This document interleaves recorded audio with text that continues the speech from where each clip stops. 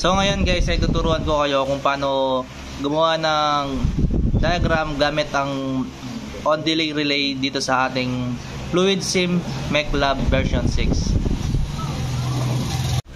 So guys, meron na pala akong ginawang diagram dito patungkol sa on delay relay. Itong mga relay na to, meron tulad na sinabi ko doon sa unang video, meron kanya-kanyang mga function yan dito sa ating FluidSim.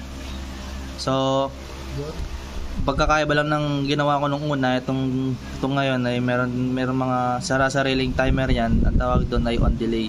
So aandar sila kung ano sinet kong timer. Pag for example, in-start ko, in-set yung timer dito ay 3 seconds. After 3 seconds, dun siya hahandar, guys. So, yan guys. Kung ginawa kong diagram.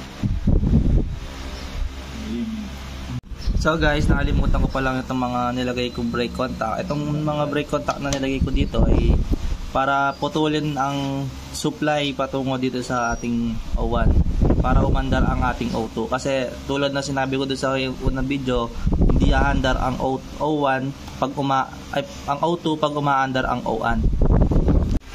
Ayan guys, ay papakita ko kung ano ngayon function ng ating ginawa. Start ko muna guys. Guys,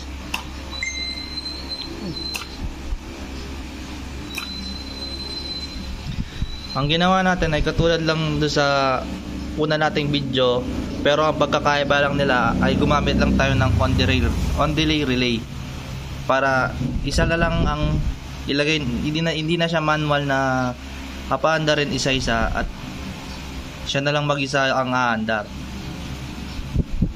Yan guys. Yun lang guys. Maraming salamat.